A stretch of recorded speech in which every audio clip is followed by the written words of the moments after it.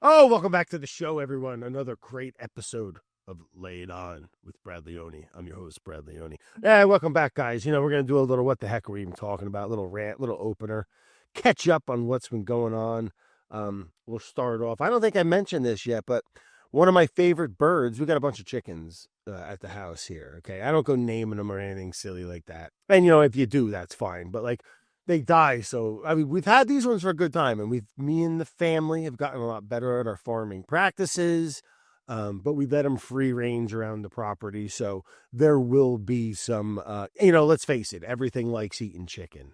Absolutely. You'd be surprised what the hell wants to kill chickens. Absolutely everything.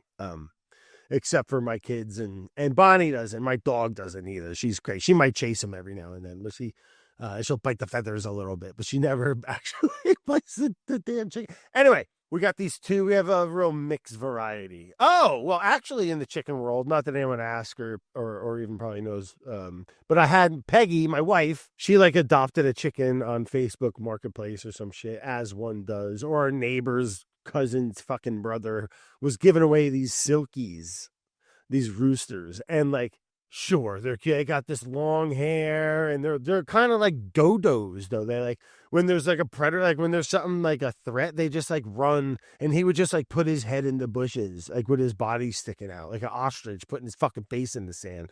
And I'm like, these chickens ain't long for this world, especially on this farm. You got to be a little velociraptor on point. So long story short, the silkies died within about a month. Hawks got them, is my guess. I think Hawks got them during the day because they go in at night. We got a real tight coop game, automatic solar doors, the works. I built a coop, cedar shingles, the egg basket, the whole fucking thing. The whole fucking thing over here. But we got these two chickens, and you put so much time into them, raising them, when they're little chicks, and then it's just like, my God, before they actually start laying eggs, it's like, what are we even doing here? No, but I love it. I really do love it, and I love the chickens a lot. But one of my best girls, again, I don't go naming them, but the black and white speckly ones, and I've had them for a little while now. Good egg producers, good at staying alive, playing the game. They knew I was alpha. They were they were she was very friendly. They come up and, not scared of me, but very good at staying alive, yada, yada, yada. Long story. I never said long story short. I don't really like that saying. I don't know why. I'm going to stop saying that. Quick answer to a long question rant. What are we even talking about, Brad? The black and white chicken got hit by a car is my theory. I came home, pulled in the driveway, and I saw a bird on the side of the road. And at first I thought it was a hawk. It looked like a hawk got clipped. And I was like, I like hawks, but I was like, finally that fucker got clipped because he's been clipping my chickens. But nope. I should have known better. It wasn't old Mr. Red Tail. It was old Mrs. Black and White Tail. One of my favorite hens. I think she got clipped. I saw where it looked like she got hit. And then, people fly on the goddamn road. Who flies? Someone, what pisses me off? Someone probably tried to hit the chicken. That's probably not what happened. It probably was did the classic squirrely move. It was on the side of the road, and it was like, oh, I'm going to go. And it jumped or flew or did some chickeny thing. And I think the car clipped it. But there was a blood trail from the middle of the road to the side of the road by my mailboxes. I like to do a nice little crime scene investigation. Light blood drag trail from the yellow line to the mailbox, and then some scuffling and some blood in the grass and in the leaves and brush. Okay. And then where we found our victim, the body of our hen, dead. Okay. I was looking for lacerations, injuries. Maybe a hawk went to go get her. She got out, but died from injuries from the talons. But I saw no outside injuries. And she, her one leg was, it was flopping in the wind. So I was like, all right, looks like a good impact injury here, on old Henny. So I plucked her right there, right in the freaking woods. I plucked every feather off her, and we did a little autopsy. And it looked like some internal damage to the abdomen, and then no, to the back, to the front leg. They don't have front legs, Brad. What the fuck are you talking about? All right, what are we even talking about? Chickens, front legs. No, but up by like the wing and the one leg, the back leg. Hey, you got hit by a fucking car. God, Brad, who are you yelling at, man? So that was the final report. It looked like she had some, but nothing was too bad. So the plan was to eat her. So I cut off any boo-boo areas where the major points of impact on the bird. And she seemed to be doing, it looked good, healthy, yellow fat, lot of fat, very good looking bird. Not going to lie. Kind of looked like a big pheasant, big old rooster, big old cock bird. No one wanted to eat her. I get it. I mean, whatever. Griffin, my oldest son, was like that. I can't eat the chicken. I was going to lie to him and just mix it in with some other chicken bodies and make soup or something. But I roasted it. And I was like, you know what, Bonnie, you finally get to eat the chicken. I roasted off. I fed it to the dog. I ate a little bit and I used the body. I did save the body. I'm going to add it to my bag of chicken bodies like a psychopath. That I use to make stocks, and stocks are great. Who doesn't love a good stock? So great flavor, great chicken. Papa John's, baby. But yeah, that's what happened. That's what's going on with me. The chicken got knocked out. So I gotta get some more chicks. Maybe in the spring. I don't want them in the house. They stink and shit until in a little pen in the studio over here making a racket, shitting everywhere. They can't even control themselves. They just poop out of their little single fucking orifice, whatever it's called. Fucking ono orifice. What are we talking about now, Brad? Chicken holes, for God's sakes. Before we get into all that riffraff, before our next guest, we're going to open up the phone lines, okay? Any questions, any problems in your life, any questions, any thoughts, concerns, ideas, you go ahead and send them right on into layitonbradleone@gmail.com, and I'll read them for you. And I'll get back to you, and we'll tell me where you're calling in from, and we love that, and I love you. So, great. So let's take our first call today before we get into our guests. We're going to do our best here, everyone. Ayana. Hey, Brad. I admire your work a lot, and it's inspired me to learn more about my tools. What other knives do you keep around and really love using? Thank you so much, Ayana. Great question. I use a nice, like Chinese veg cleaver, a kind of a low profile one, kind of like that Lamson one, but I have another one that I use a lot. I also, bread knife, man. Gotta have a good bread knife. Wow-wee is a bread knife, a good one. A good paring knife, sharp little surgical tool. Great one to have. I really love using the Benchmade, like I think they call it the meat carver or something like that. But it's basically a boning knife, almost like a classic shape profile of a boning knife, but just a really, so yeah, I do a lot of decent amount of animal and fish butchery. So a good boning knife is nice. I use that for filleting as well, for the most part. So yeah, bread knife, paring knife, you can get it used. You can buy a million knives. I don't know, what are we even talking about? Thank you, Ayana, and appreciate it was a good question. Thank you. Next one's from Mike. Big Mike! That tuna melt had my mouth watering.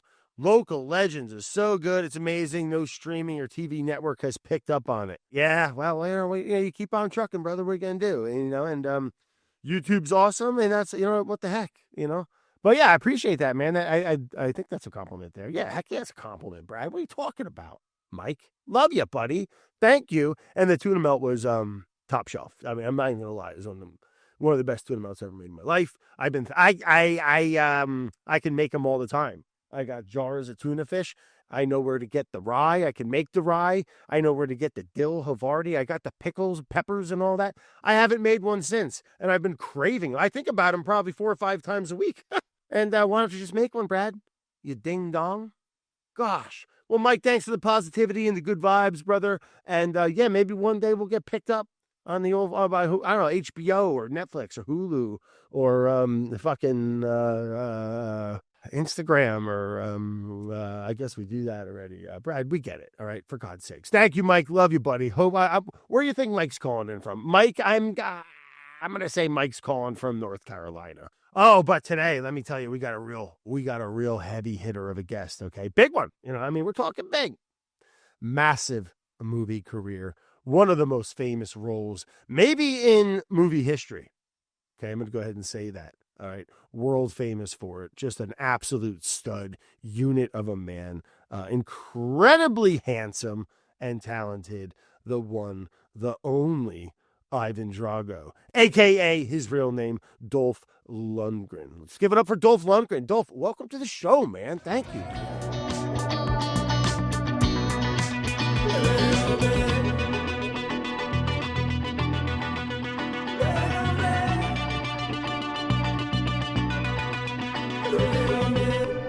My pleasure. Where are you calling in from, Dolph? Where am I? West LA, in a photo studio. I'm doing a photo shoot here in a little bit for a show at Swedish reality show I'm doing with my daughters. Oh, cool. Also, I'm doing a little photography for a vodka brand here that I have. So, yeah. Yeah, what's the name of the vodka brand? Hard Cut Vodka. Hard Cut Vodka. I love the name. Where is it made in the United States? Yes, U.S. made. We found one finally. We were trying vodkas from all over the world and from Poland, Sweden. We started over there because I'm from Sweden, my wife's from Norway, and we started there, and then we finally ended up in Idaho, up in the Rocky Mountains. It's a high altitude distilled vodka. Potato? From potatoes, russet potatoes, which is only 1% of all vodkas in America. And it's distilled up there with Rocky Mountain water. Or like somebody said, Rocky IV mountain water. It's a 90 proof vodka, so it's a little stronger than the other ones, and the regular ones. Love that. Are you, have you always been a vodka fan? Yes, I have actually. Being from Sweden, you learn about alcohol kind of early on. And then I went through, a vodka phase, had a tequila phase and whiskey, and kind of going back to vodka about 5 years ago when I was dating my current wife. I was just dating her, and I was complaining. I was up in Santa Barbara complaining about couldn't find a vodka I liked, and she said, it's funny, she just came out with it and said, why don't you make your own? You're a chemical engineer. You played a Russian a couple of times. You should be able to do it. And I took her up on it, and it's been a long road, kind of a bumpy road, and a lot of work. But we finally went to market about 9 months ago in California with our hard cut vodka. Oh, right on! Congratulations, man. Yeah. Hey, you mentioned you kind of slipped that in there real casually. You're a chemical engineer. Yes, I started when I was late teens. I wanted to follow in my dad's footsteps and my older brother's footsteps. They're both engineers, and I started studying engineering. It's chemical engineering. Another reason was because I wanted to come to America, and I couldn't really afford to travel. So, getting scholarships was a way for me to travel, and I ended up in America about 2-3 times in different scholarships, and then Australia for a while, and then eventually, I was actually up at MIT in Boston on a Fulbright scholarship, and that's kind of when around that time I'd gotten the acting bug, and decided to go that route instead. That's a kind of like a 180. It seems like in direction. You're right. Yeah, it is 180. It seems that way.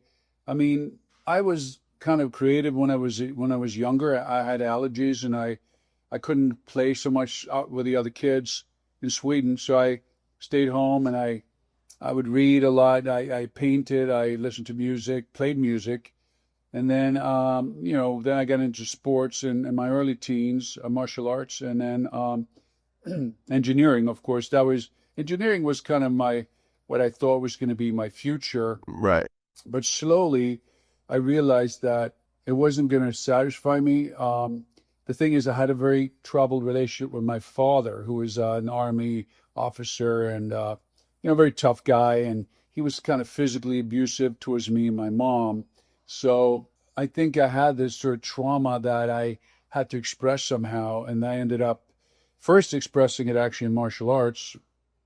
Like if you speak to a lot of fighters or say cops or, Sure. soldiers, a lot of them possibly have some kind of conflict with their father, that kind of sets them off on that path. It's a lot, man. Yeah. So it sets them off on that path of trying to build a physique and be strong and kind of, feel like you can step up. Yeah. You can step up, or you can, you can take care of yourself, or, Right. Or you can protect in my case, probably wanted to protect my mom, even though I Sure. couldn't when I was a kid, but that's part of it. So I think, being creative was a way for me to express that kind of, that, I guess, pain I had or trauma from childhood. And also, I also started with martial arts, which is more physical, but then the more emotional way turned out to be more effective. And that's what I found when I started doing acting. I found that that was a way for me to feel better and just kind of release some of that inner pressure that was there from my Yeah, childhood. it was sounds like it was a creative outlet, but it was also a great, almost like a therapeutic emotional outlet as well. For sure, yeah. Especially, I started studying in New York because I had a girl. My girlfriend at the time was a singer, and she was also acting in some movies, like a Bond movie, and she acted with Arnold Schwarzenegger in a Conan picture. And I studied with this guy in New York who was very smart, and he kind of could see through you. He realized what most people had, some kind of trauma or something that holds them back, and he was very clever in like accessing that. So I learned through him that the sort of relationship with my dad was was kind of central in my emotional life, and that it was a way for me to you know kind of hijack that, to use it in acting and also in sports. But later, much later in life, did I realize that just because you use it doesn't mean it gets any better necessarily. It just means you're using it in your art. It doesn't mean that it doesn't bother you or doesn't run your life. You really have to do proper therapy to kind of get rid of it, to shrink it. And that's when I realized that when I was much older, like around 50 years old.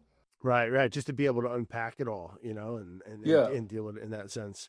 But yeah, getting into acting, again, I sound like such a going from what seemed like it's just a good job, right? You are a pretty safe job, chemical engineering, going into something that, having that martial arts, but why acting? I mean, I know that's what I'm trying to figure is like, that jump is, did you have what was your first gig, or was it like doing commercials, or did you move to LA or?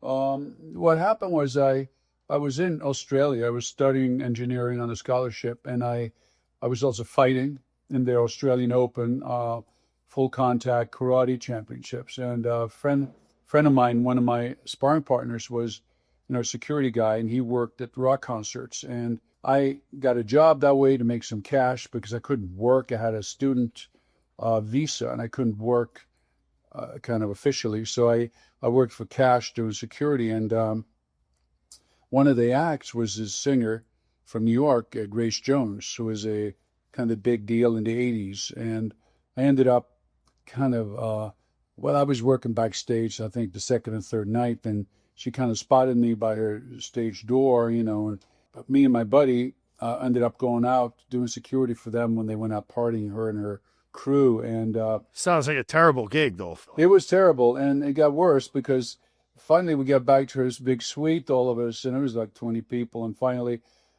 people started dropping off. And I think towards the end, it was my buddy and me and her manager. And my buddy was kind of hitting on her, but, she didn't, I was too shy, of course. But, at some point, it was just her and me and her manager. And then he left. And then I started realizing, okay, something's going to Yeah. happen here. And I ended up missing a few classes the next morning in college. And Thank we God. ended up kind of falling in love. And I met her again in Tokyo when I was there practicing karate. And then I moved to New York with her. And I had 6 months off between finishing in the Southern Hemisphere,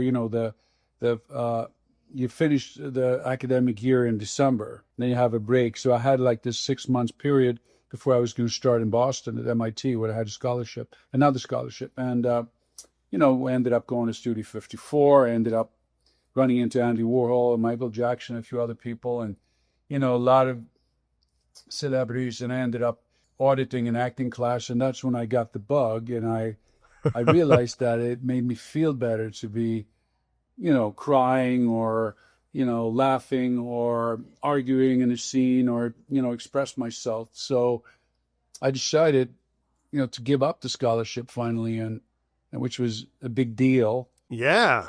My dad obviously didn't know because you didn't have iPhones, and a call from New York to Sweden, you had to order through an international operator. It It's was the whole thing. complicated. Right. Because I was studying in New York, studying acting, I could, without lying, my dad would say, "How's school?" And I would say, "Fine," and I didn't know how to tell. I didn't know how to tell him. But then, he was reading an afternoon paper one day after work. He was he was a suit guy in suit and tie working for the government.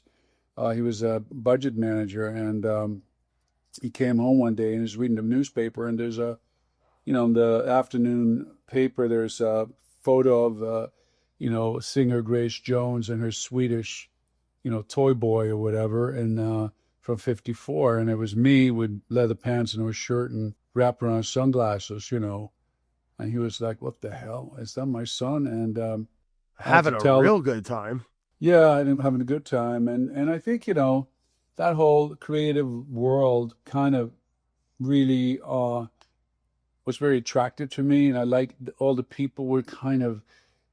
Some of them were also victims. There was a certain fragility there that I can relate to in the people. Not on the surface sometimes, but it could be under the surface. And I realized that I felt part of that crowd, more part of that crowd than, say, the engineering crowd. So I decided to give it a shot and just take a chance, and go for it. Well, I'd say it worked out. How old were you how old were you when you, in the early 20s? When I met Chris, I was about 24. 24. 25. And then, so I was with her for a year or two in New York. And then when I was about 26 is when I started, I did a role in a Bond movie. I was just on set with her. Yep. Roger Moore was James Bond, and then there was Chris Walken was the bad guy, and I, somebody didn't show up for work and ended up, one of the stunt guys replacing him, doing a little scene there. And then later that same year, I auditioned for a boxing movie, and it turned out to be Rocky IV. It was a big production. Met Stallone, had to audition. Yeah, Ivan Drago is one of the big, legendary, man. I was Drago, a child. Yeah, ended up playing a Soviet bad guy. But, I think, the way I was portraying the character, I was lucky. I had, Warren Robertson, the acting coach. I also had this Russian director who was my dialogue coach, helped me to sort of portray Soviet athletes, how they were brought up and how they were controlled by the state. And you had a lot of sometimes animosity towards their handlers because they weren't allowed to do things they wanted to do, and they were told they had to do things that, they were told how to live their life and what to say and so forth. And I try to include that in the character, that there was a second level to this guy. It was like Frankenstein and Frankenstein's monster, where that's right. Frankenstein's the bad guy. The monster is just, unfortunately, he was created to just wreak havoc. But right. I love hearing that from you, man, because I knew you weren't Russian now as an adult, right? But like as a kid, Dolph, I love how it was like a character that you had as a kid. I figured they just hired this Russian Adonis of a man who is just who crushed the scene, but to have you to learn that you just kind of transformed yourself into that, man, that's pretty awesome. Thanks, man. Yeah, I did. I had the contact karate fighting background. Obviously, I didn't have to fake that. I have that in me, the physique. And some of that kind of stone face kind of attitude that you have to have in martial arts too. But some of the other things I kind of added on to it. And, I believe that the way that script was written, it's almost like it's sort of the peace offering, let's say, from America to Soviet Union, like the way Rocky has a speech at the end, and it's almost like we become brothers through pummeling each other, and at the end, you kind of feel a bit sorry for Drago, and that's why the next picture I did, I ended up playing the lead, kind of a good guy. So it kind of did a full circle, which was also challenging for me because I didn't have Stallone anymore. I didn't have the big production. It was more on me, and I didn't really have experience. So there was a lot of pressure after that movie was out for me to sort of live up to my image, which was always difficult when you're a young man, and you're trying to find out who you are, Yeah, well, especially something like such a massive role like Drago, right? Where it's like I could see a lot and you had such a long career of being in movies after that too. Like that could be, I mean, they call it like the Bourdain effect in television, where it's like it might be hard to, like you were saying, to follow up. Like I could see how some folks might not be able to do something outside of just playing a Drago again. You know what I mean? Like because it was such a monumental character. That's true. Yeah, you play. I mean, usually when you're discovered, let's say, not for all actors, but many actors, you're accessing certain parts of your personality that are powerful that, are easily translated onto the screen. Like, for instance, let's say you're Arnold Schwarzenegger, you play Conan. Right. You play a really, well-muscled warrior character, king, right? And Terminator, he's, you kind of access the most obvious parts of your personality, and then people kind of they see that because that's how they were introduced to you, and from a blank slate, and then you can always use that and kind of take it in a different direction, which is sometimes challenging and can be difficult, but usually there is something in your own personality that is very attractive to the camera, and that's what you end up using over and over again. I mean, if you're Robert De Niro, you end up playing, criminals, right? He plays he does a great, criminal, whether it's a good guy, a tough guy, criminal, or somebody who's a bit he's got that imbalanced, shtick, though, right? But he is that, he's very good at that, and obviously people want to see him do that, and he does other things too. And aside from Arnold, Stallone, and I have that. For me, it's that kind of warrior, I guess, larger than life characters. I can portray those quite well without trying too hard. So. Sure. And people, there's a believability there. So I end up playing a lot of those characters, and I don't mind, really. No, I don't blame you, man. I mean, if the shoe fits, wear it too. I mean, so you're young, you got the look, man. How tall are you, Dolph? About 6. I think I shrunk an inch, but I'm probably about 6'4" now, maybe. Okay. So tall, handsome, jacked. You're working out this whole time too. You're always training, or?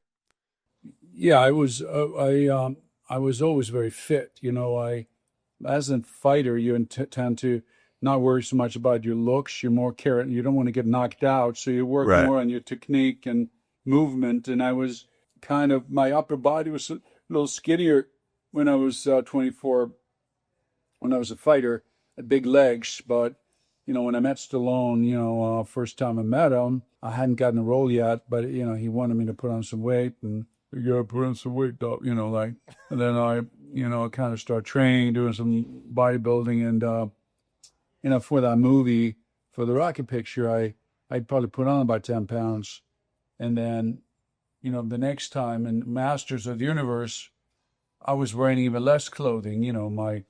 My costume was the size of a stamp, just like a little piece of, skin with some strings to it. So I had to get even more muscular. I was like up to about 250 then, I think. I got pretty big.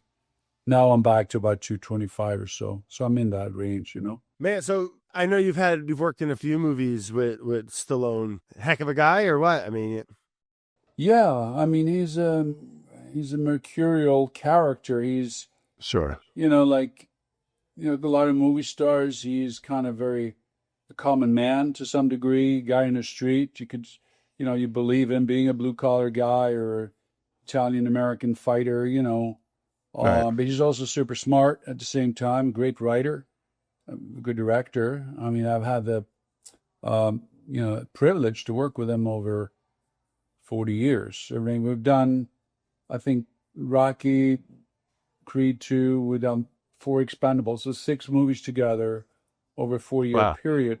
40-year period. Yeah, we get along really well. You know, it's been some ups and downs, of course, like in all relationships, but Sure. on Yeah. the whole, I think that, we met sort of in a physical way, fighting each other in the ring, working out together for 6 months, twice a day, 6 days a week. So you get to know each other. You get to know a man in a sort of a very kind of special ways, physical way, I would say, Sure. by that kind of relationship. So those scenes and training and all those takes with Rock, I mean, you guys are hitting each other then. Excuse me? You guys are hitting each other in those fighting scenes. I mean, Yeah, for how sure. pretty hot Yeah, I mean, it was a contact, very, or? very tough period. I don't know, I think these days people don't have the time, but I had to train for 6 months to build up my physique and then, work on this monologue to get the part for the screen test. Then I Yeah. moved to LA from New York and I worked with Stallone for 6 months, twice a day, 6 days a week. Weights in the morning and boxing in the afternoon, 2 hours of boxing. And we rehearsed through our fight, our 15-round fight. Then I had like a 2-round fight with Paulo Creed, which had to be worked out all in detail. So it's very much, it's, hard work. But you have to get very close when you hit each other to the head, to the face. Sometimes you have to connect to get that effect with a Right. spit flying in all their head and blood flying out of your mouth. To Did the he ever body, you rock go you? hard. Did he ever connect pretty good with you? You ever get like Yeah, rung your bell? a few times. I mean, Yeah. mostly to the body, but a few times to the head too by mistake. So obviously, I was used to it. With the It didn't fighting bother me that background. much. Right.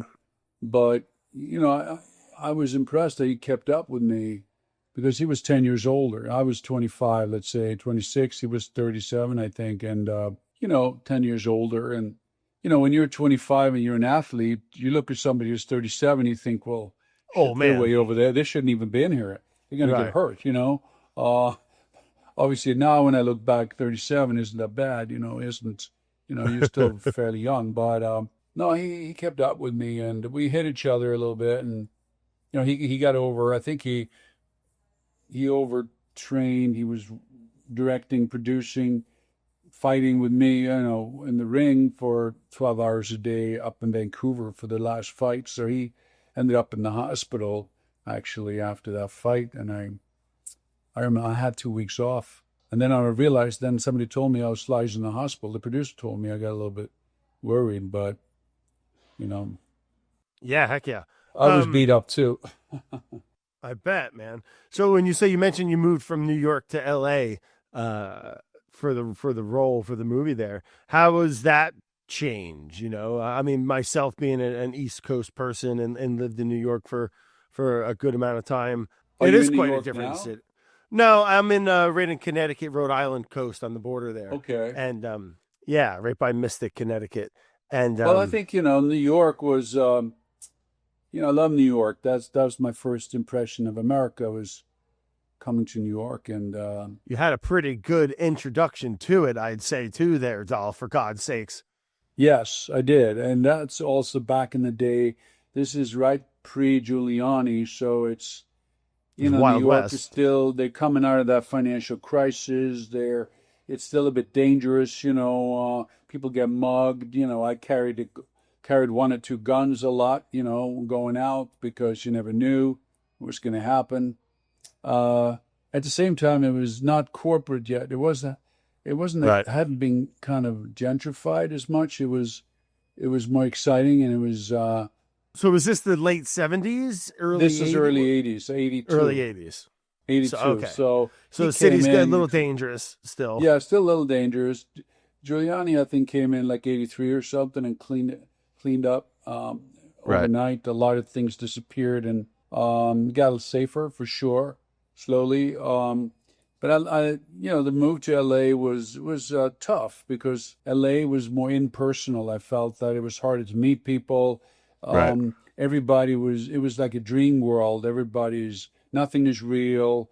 It's just facades, like a movie set. You don't know what's behind the facade. Whether it's a person, you're talking about people or businesses, or it was very it's a very transient town where everybody's there to find their dream. They're all mostly not from LA. They come from other countries or other parts of America, and it's a tougher town in one way than New York, I would say. I think New York had more of a neighborhood kind of feeling that I missed when I came to LA. I mean, now I'm used to LA and I like it, and my wife likes it a lot. She's been here since she was 18. She's from Norway, so she really likes LA. It makes it easier for me to like it too. Yeah. Well, Dolph, man, I could talk to you forever, bud, but we're getting the light that you gotta go, Dolph. I do. And yeah, no big deal, man. But hey, where can folks find the vodka, man? Hard cut vodka. Yeah, it's. I just want to say that we found a vodka in America, Idaho, high altitude distilled, 90 proof, a little stronger than all the other stuff, and it's available in right now in California in Bevmo and Total Wine. It's at ABC and Total Wine in Florida, and it's in selected on-premise accounts in New York. You gotta look it up. You can also buy DTC if you go to hardcutvodka.com. It has a link how you can buy it in 44 states. Well, Dolph, man, it was great meeting you and chatting with you. Yeah, heck of a guy. I know he's been, like I said, you were a part of my introduction to falling in love with movies and characters for that matter. But before I let you go, man, let me just ask you a couple real quick questions. Quick little heaters here. All right. I think I know the question to this one, and it's a little petty, but back on the set of Rocky, all right, if things got into a real fight, Dolph, you're knocking him out, right? 10 seconds. I think he would have had a tough time, yeah. The reach alone in the days. background. Yeah, game over. I'm putting money on Dolph. Well, yeah, I mean, I was pretty dangerous back in those days, yes. Yeah, competitively fighting, I'd say so. Sauna, sauna, was that a part of your life? Still is? Who? Sauna, going into a sauna. Sauna. Yes, I like saunas. I have one in my building here in LA. I love it. Yes, good for you. Yeah, me too. Do you like the wood? You do infrared? What's your sauna? I like the wood. No, I like the wood. It's a way to kind of cleanse your body without working out, And I look forward to doing one on Sunday, by the way. Yeah, I do it every Sunday. Steam and sauna. I love it, man. I do it multiple times a week here on the farm, but good for you. Now, in the world of vodka here, what is your drink? Well, I think first time to try hard cut, the best thing to do is try it over a big rock, just to feel it, that it's really a vodka you can sip, which is usually only for tequilas and whiskeys, that it's a sipping vodka. It's very, very smooth, even though it's 90 proof. But otherwise, there's a 5-to-1 martini that I've designed, which is 5 parts of vodka, like 2.5 ounces of vodka, and half an ounce of vermouth, dry vermouth, stirred over ice, and served over a big rock with 3 Italian olives. That's my favorite. I like that. Classy. I wish I had one right now. I might have one in about 25 minutes, Dolph. Hey, Dolph, thanks again, man, and looking forward to trying the vodka and the rest of your projects and good stuff. But thanks for coming. Yes, thank you, and I hope to speak to you again. This episode was produced by Brad Leone and Carolyn Gagnon in partnership with Studio 71. It was edited by Kate Brunotts with music by Harrison Menzel.